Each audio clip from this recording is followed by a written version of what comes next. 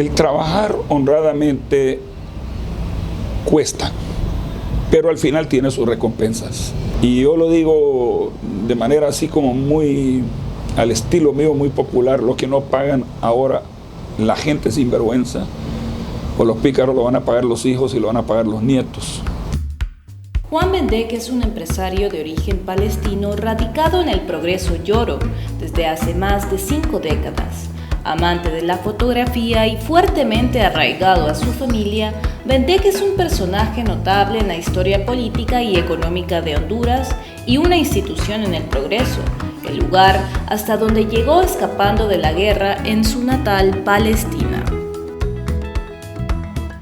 Llego el 20 de agosto del año 1967, justamente 2 meses después de la famosa guerra de los 6 días allá en el Medio Oriente.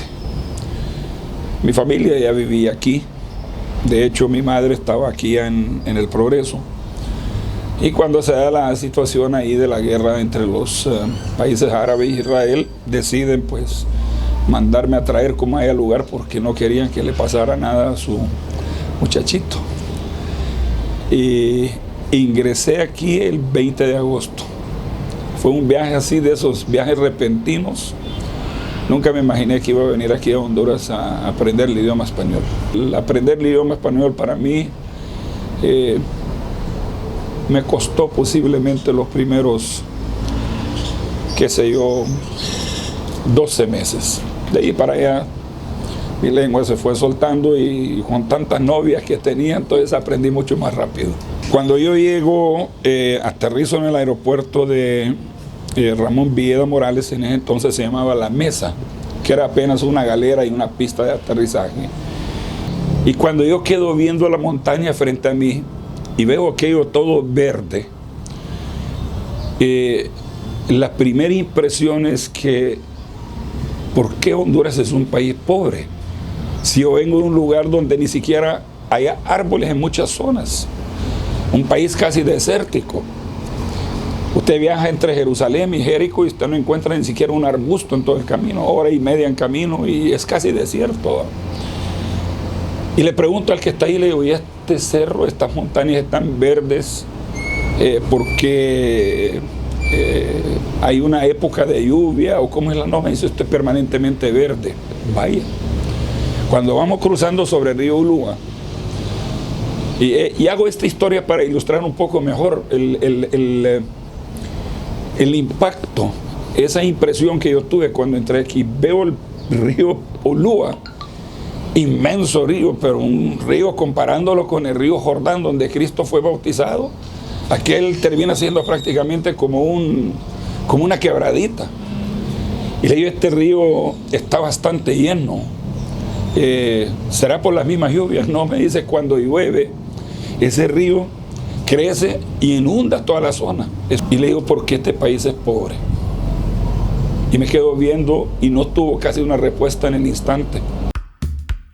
Juan Bendec ha tenido un rol activo como empresario y dentro de la política. De afiliación liberal, ha sido hombre de confianza de varias figuras políticas de alto nivel, entre ellos el expresidente Manuel Zelaya, quien lo nombró gerente de la ANE. Además, ha presidido varias asociaciones empresariales de importancia, como el Consejo Hondureño de la Empresa Privada o Canatur. Desde Teleprogreso, el medio de comunicación que fundó, su pasión por Honduras lo llevó a desarrollar las Caravanas de la Identidad, con el objetivo de dar a conocer el potencial turístico de nuestro país. Don Jesús Bendec me dijo que me quedara con él trabajando, ayudándole. Entonces estuve trabajando de chequeador en una ferretería, de motorista de camiones, cargando bolsas de cemento, plomeando láminas de zinc, repartiendo materiales, hasta que a los 12 meses él decide establecer un nuevo negocio, que es una maderera, y me pide que vaya a trabajar ahí en el negocio para gerenciar, para cuidar el negocio. Ese fue el primer trabajo. 250 lempiras de salario mensual tenía. El ser empresario aparte que tiene retos, también tiene algo más. Yo creo que es cuestión de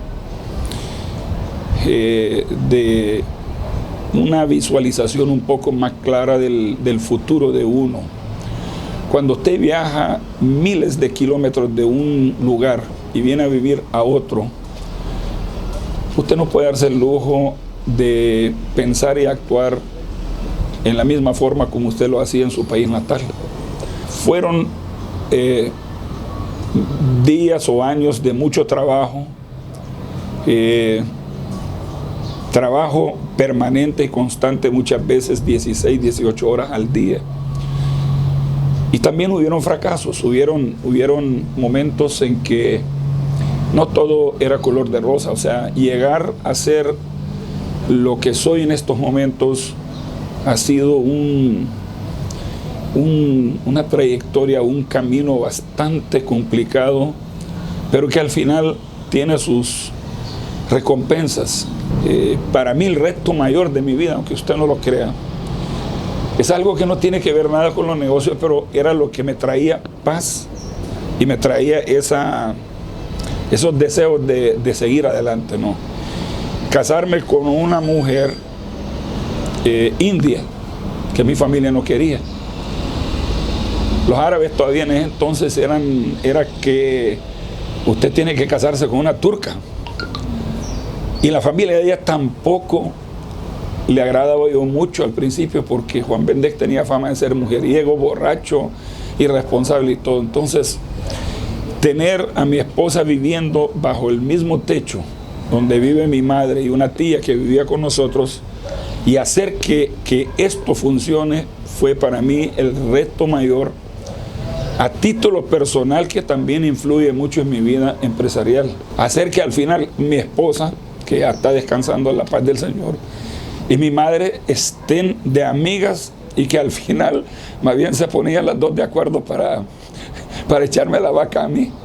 En aquel entonces hacer dinero no era realmente muy complicado. Tampoco era tan fácil, pero las oportunidades estaban a la vuelta de la esquina, y las cosas se lograban de una manera mucho más práctica que hoy.